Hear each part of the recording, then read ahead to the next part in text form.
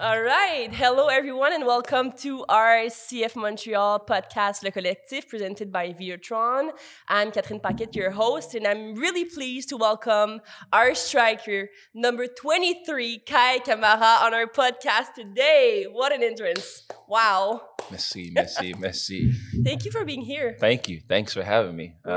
We're so honored to have the third best scorer in MLS history with us today. I'm blushing right now just because you can't see it. Exactly. So, wow. Will you get used to that title? I actually think this might be, you say something about third, this might be my third ever actual podcast. Really? I think Long so. interview. I think so. All right. To be really on a podcast, live, Mm-hmm. this is probably my third. We really want to get to know you, the person that you are, behind the third best scorer in MLS history, the big striker that you are. I can tell you all that in 30 seconds and we'll be done if you want me to do Okay, that. let's give us more time and Let's drag it. Exactly. Okay, good. I know you're a humble person, but how happy are you to have your name in the MLS record books? Well, since we're gonna start with the hardest part, Yeah. It's gonna get easier. yeah. No, it's very it's joyful, really. To me, it goes to the beginning of just wanting to play this game, just wanting to enjoy soccer, football. When I moved to America in 2000, I was in Maryland going to school. I wasn't able to play soccer, and I decided, okay, I'm gonna play another sport because it was too late. And while I was doing that, and I saw MLS on TV, and I was like, oh wow, I would love to play soccer in America.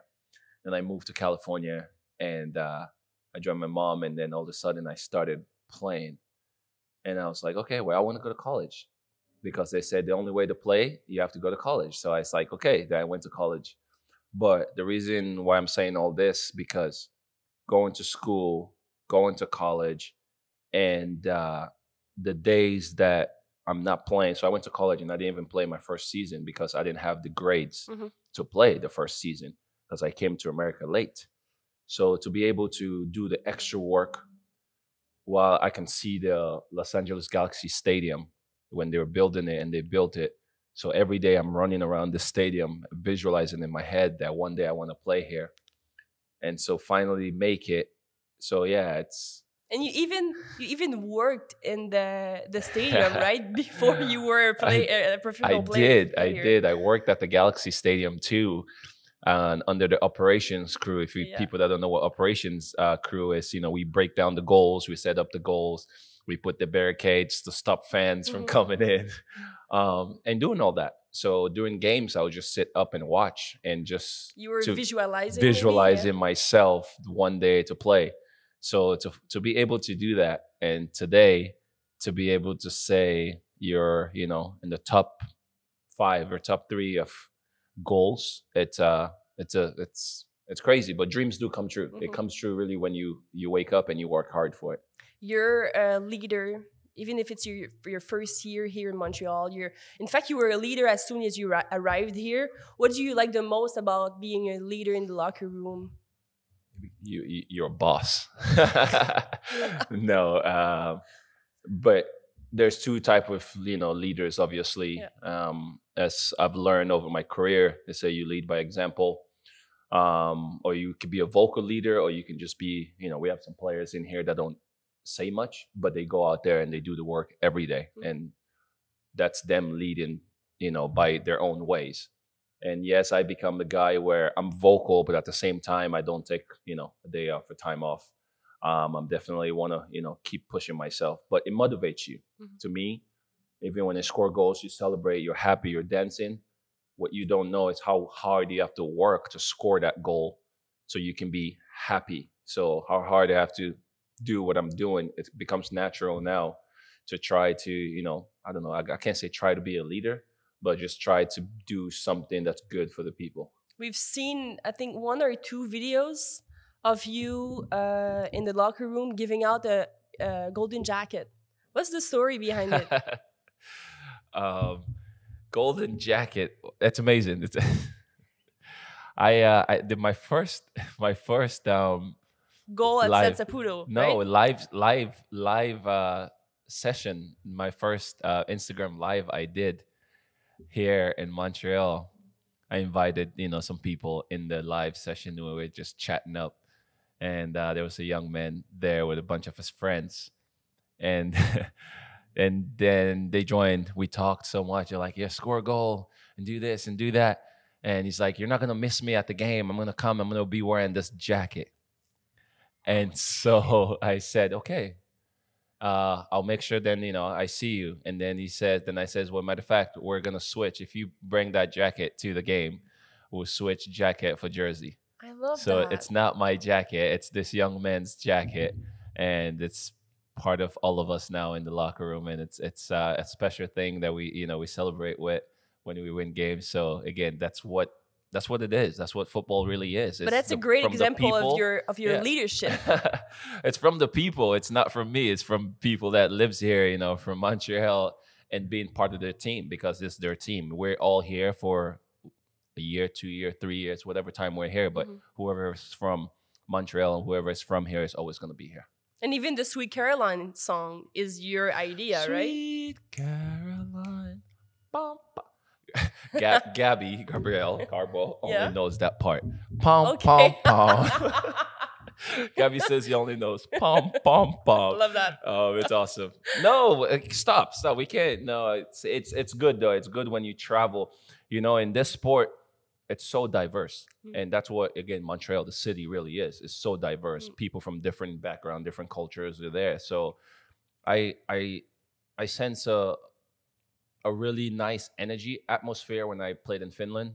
After the game, we're in Finland, but we had a Spanish kind of rhythm after the game when we win games and we celebrate. And so I think that kind of just translated a little bit, and it's kind of fun. It's kind of fun. Everybody loves it. Everybody jumps into it.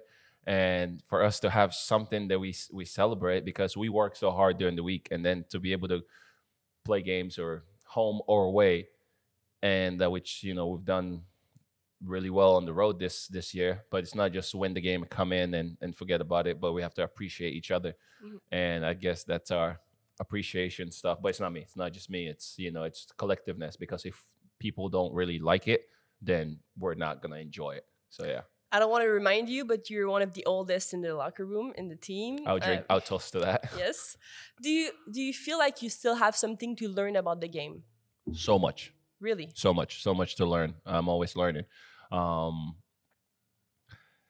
Man, I would say even yesterday, I was with Zorhan, Rita, Matthew, and we're doing some kind of fun, push the ball and kick it with your left foot, kick it with your right foot. And obviously, I ended up being the one to mess up, and I sky high and kicked it really, really high. And they all laughed so hard. And Matthew ended up being the one to score both with his left foot and the right foot. And but I'm learning. It's like I'm having fun with them during there, but I definitely are learning. It's like, okay, there was something I didn't do that he did, but I'm not gonna say it. But you always learn. I'm always a student of the game, and even being at this age and played for so many teams, I'm learning with the guys around me. And even if I'm passing on information, and they're also saying, but this, I'm not just blocking them out to think I know it all. Yeah. I'm also listening to what they're saying, because they see stuff in different perspective. And that's what the game really is. Everybody sees it differently. Yeah, we know you scored a lot of goals against Montreal, or the impact That's the past. in your MLS career. But you've wanted to come play for Montreal for a while. What happened? Why did you want to come play here in Montreal?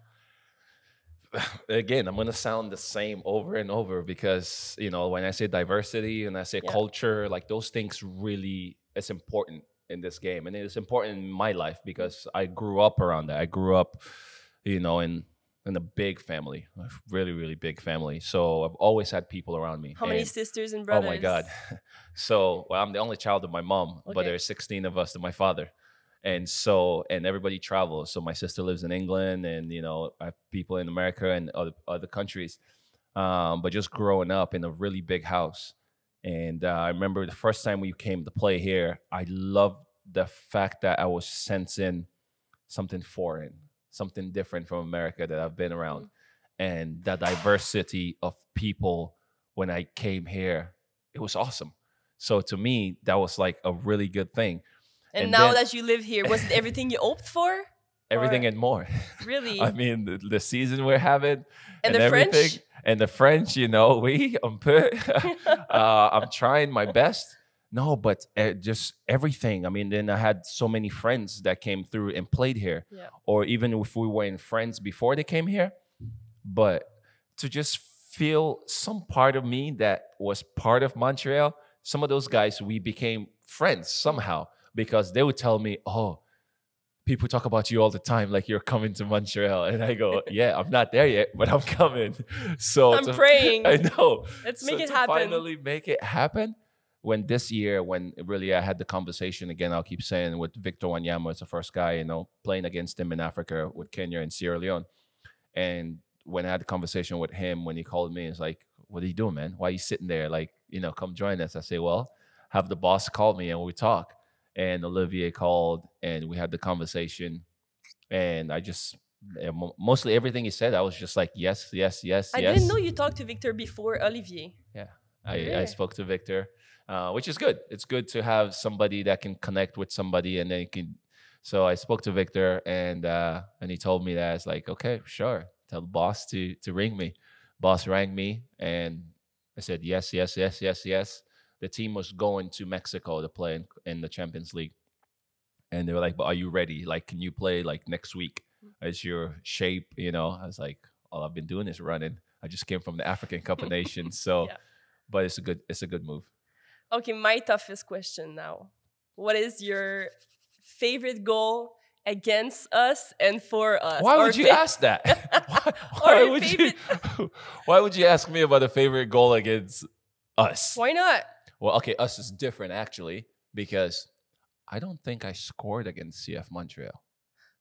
I scored against Montreal Impact. That's your way to get out of my so question. There we go. Yeah, I scored against Montreal Impact. I guess I have to go with the play of 2015. Ouch. Back post.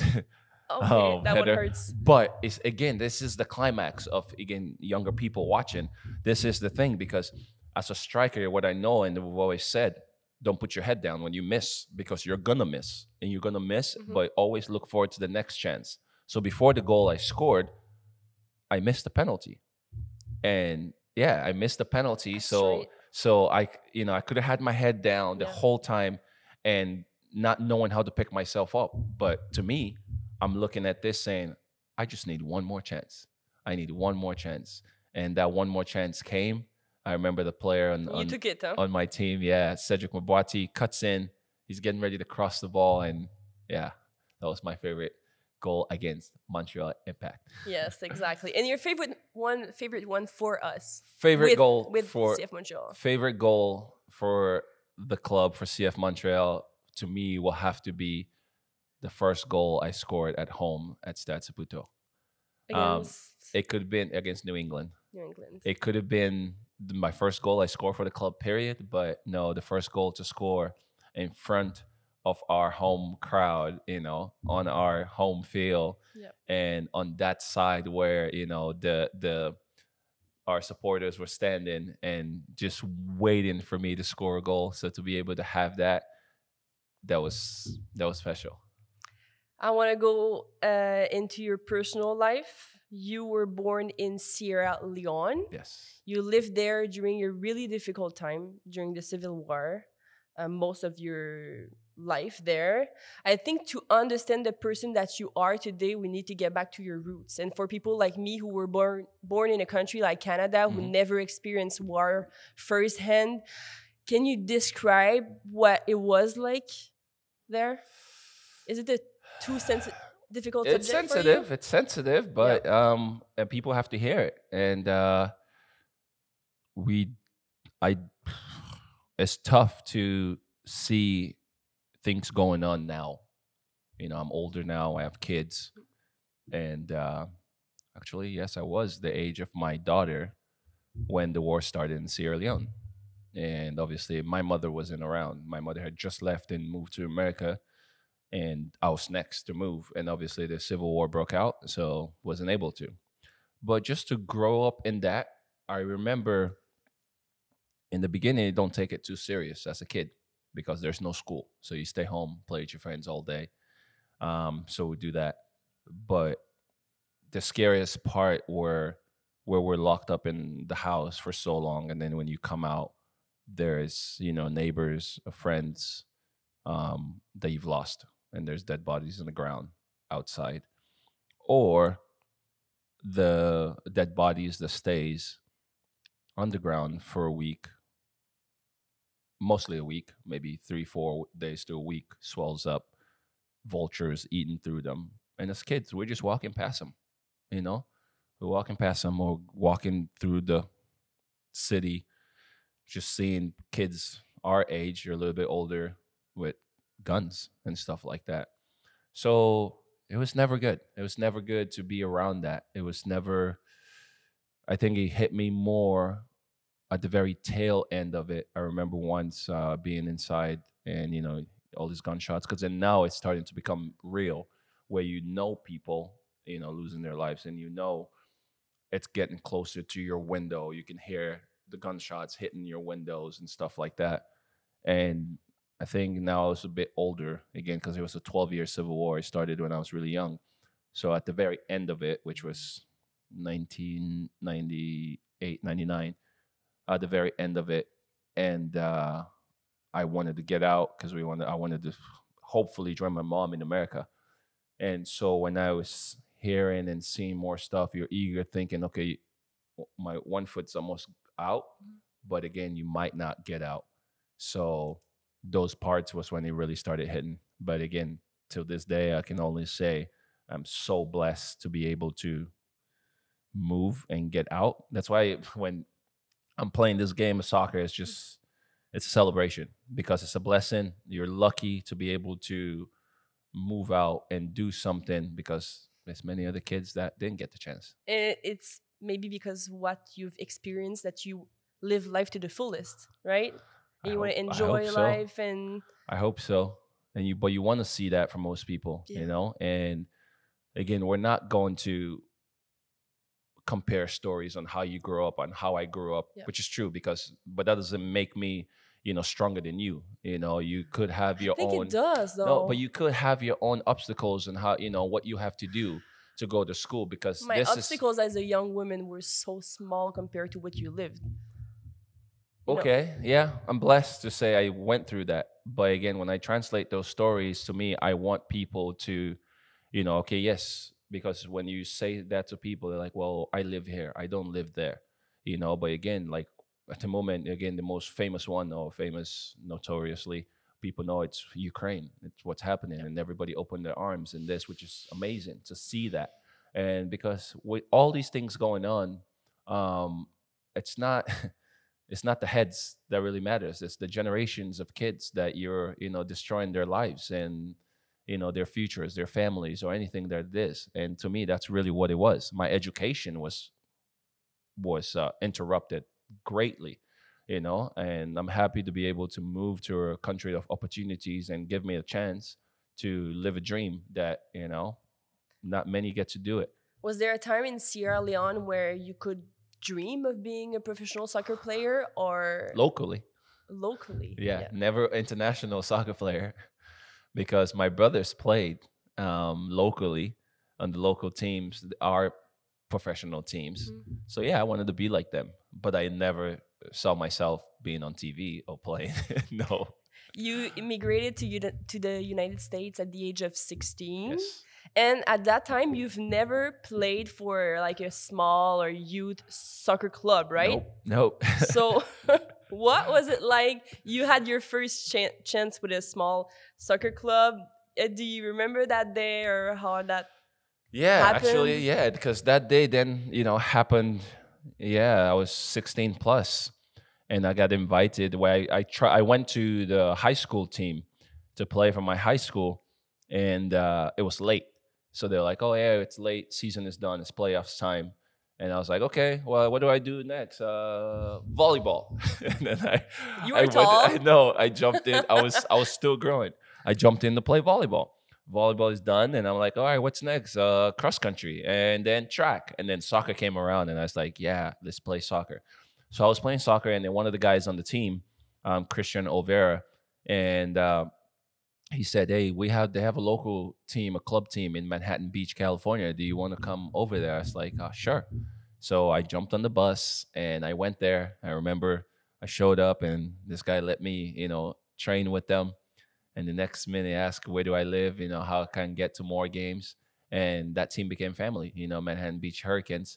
It became my family. That's the first time I started playing for an organized team. So that guy saw your potential. Yeah, I don't know about potential. He saw me that I was hungry, that I wanted to play. Because I remember, Kat, where I have to go to training every Tuesdays and Thursdays. And obviously I just do school and I just put myself on the bus every day. Not, again, for younger people and people for single parents and stuff like that. My mom had to work from 5 p.m. all the way to 2 a.m. So it was my responsibility to stay out of trouble. Yes. Because I didn't see her in any bad lights. So I wake up in the morning, I go to school, she sleep because she came back late. And then I come back from school, she's not home, she's gone to work. So I had to find a way to stay out of trouble living in LA, in the neighborhoods that I was. So for younger people and people, again, with single families, because I saw my mom being very driven. So that pushed me as being young at 16, 17. I wanted to do something. So I would take myself to these trainings. I got my grades and say, I'm going to college, but I'm not putting no blames to say my mom didn't do this. No, because what she did gave me the direction to be able to do what I'm doing. Yeah. You were 16, you had to go to high school, but there were a period in Sierra Leone when you couldn't go to school, right? So how hard was it to, I don't know, do some courses and to get the good grades to, I don't know, and also like change completely the kind of educational program also. So how tough was that part? Yeah, hard. Yeah, really hard. Going back and trying to think about how I did it. I'm happy I did. I'm happy I challenged myself because that's really what it is. Again, individually, you can push yourself. You can have your parents push you. You can have friends push you. But that individual stuff that I did to push myself, to challenge myself, I'm really happy. I don't know where it came from, but I'm really happy I did. Because when I did go to school, again, I came to school late and I had to graduate high school basically in 2 years, because it was 17. I graduated at 19 years old in 2 years. And, but I didn't have a free summer.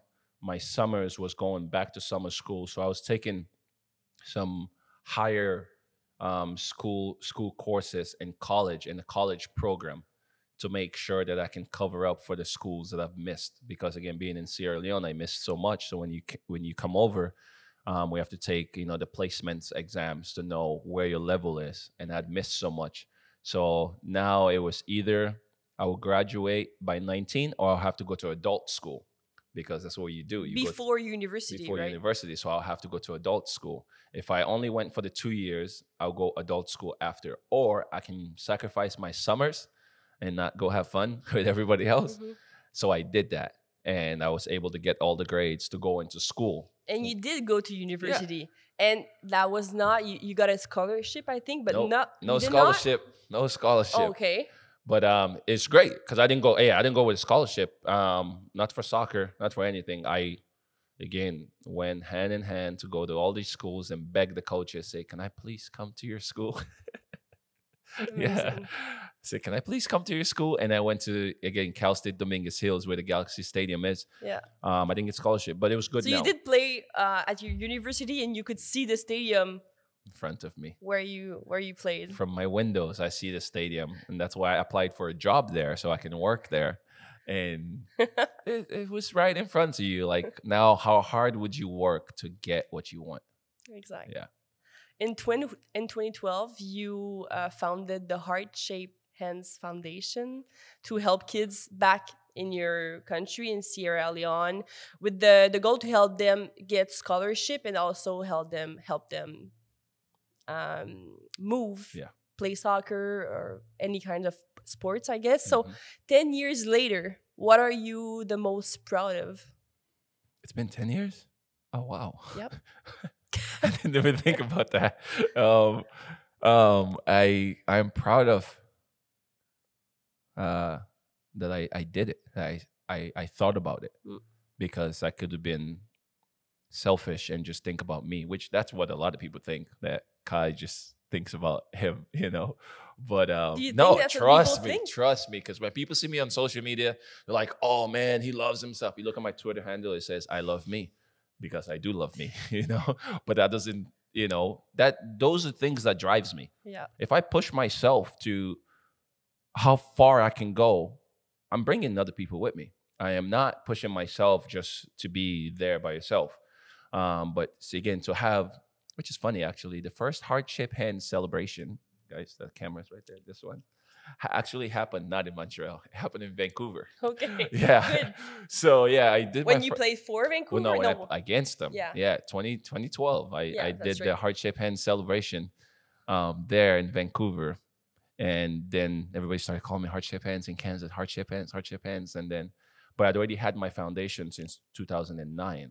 Okay. Just giving back. It's just Kai Kamara Foundation, giving back. And it's like, why not be Kai Kamara Heart-Shaped Hands Foundation? Because I'm using my heart and my hands to give back to my, you know, the people. And so that's what it was. And to me, again, it's this education where I went to school not knowing where I'm going to end up. That's the same thing I want to give to the kids in Sierra Leone. Create more student athlete. You know, I was a student athlete. And create more student athlete where they can go to school and not skip school, because everybody wants to be the next guy in Sierra Leone. Like, they want to play professional football, but they're missing a lot of school, because when it doesn't happen, nothing happens.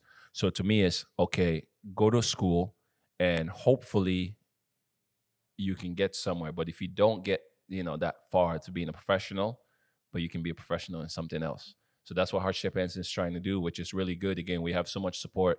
Even me being in Canada now for 7-8 months, I'm getting so much support from people around here. It's great. We just had the international break and you went to Sierra Leone for like 3 days.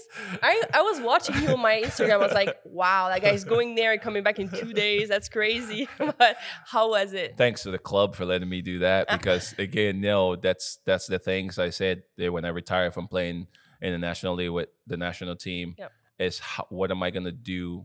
You know, I'm going to continue to do what I do. And just, yes, to be able to run really quick and go to Sierra Leone and work on something good. My father called me yesterday. He's like, I heard you were here. No way. You didn't call him. That's not possible. Because I knew if I called my dad, I would have to spend time to go run to go see him in the capital. I can't believe that. So my father. How mad was he? But he's 4 hours away from the capital, so it's really hard to drive all the way. He wasn't mad, which was very, very nice of him. He says, if you only came here for 2 days, I know you came for something good. Mm-hmm. And I was like, yeah, I'm sorry. I didn't even want to call to apologize, say I'm not going to see you, because he would have done everything possible to come see me. Yeah. But I knew it wasn't going to happen. But yeah. So what did you do over there? I know you were in a... Secret meeting.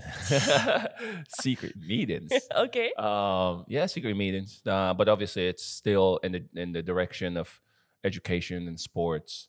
And, you know, really helping where I come from, and hopefully be able to meet the right people in this part of the world. Didn't you meet the president? That will help.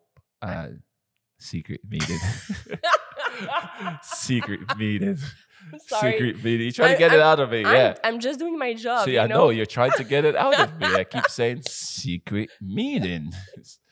No, it's good. It was good. It was very good meetings. I'm looking forward to more in this off season when I go back. Is it what you're wearing? Is it a jalaba?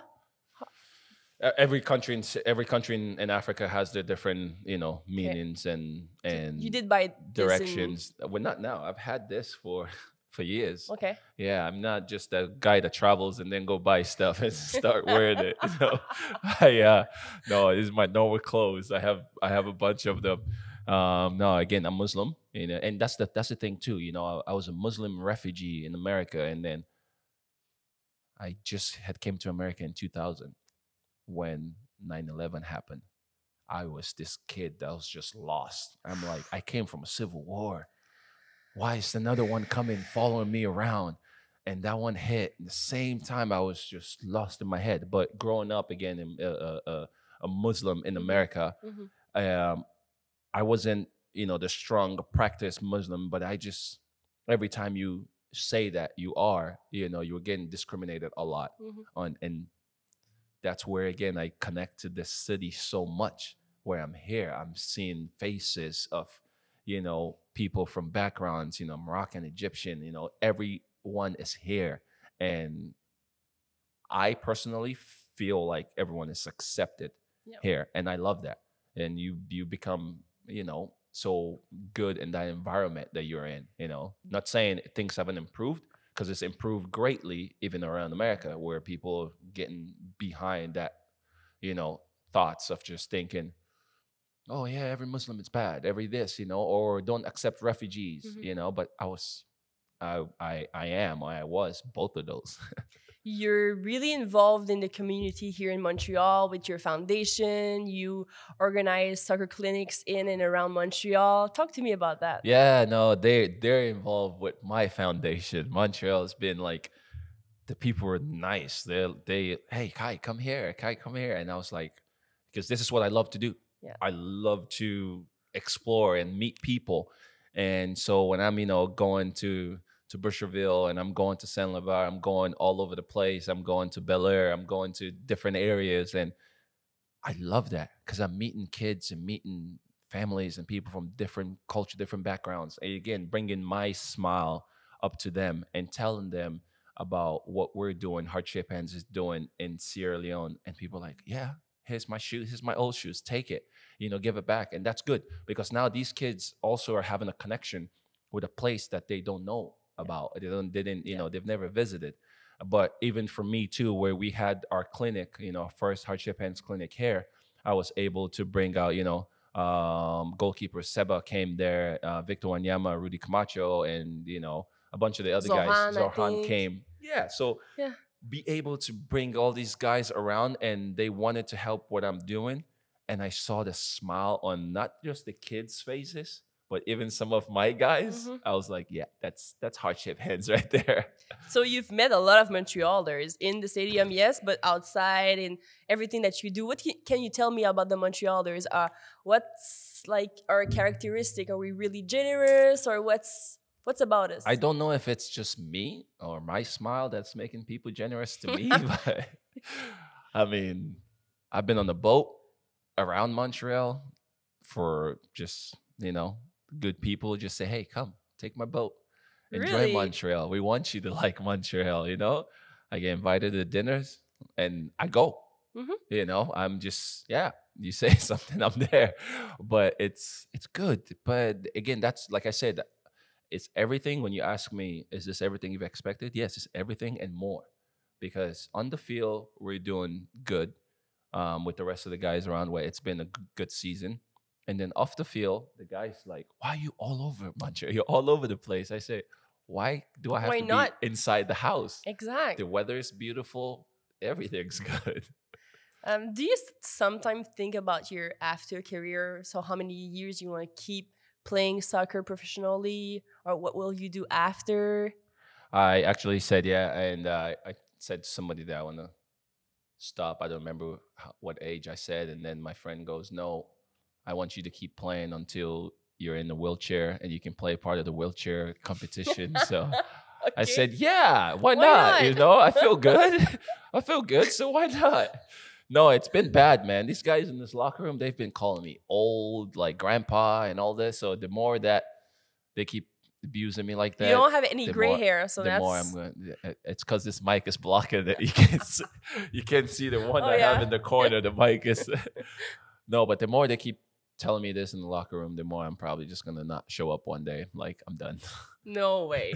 That's not gonna happen. But do you think of what you'd like to do after your professional career? I've heard you maybe wanted to. Don't listen to what you heard. Don't listen to what Well, people say. I'm gonna ask you: Good.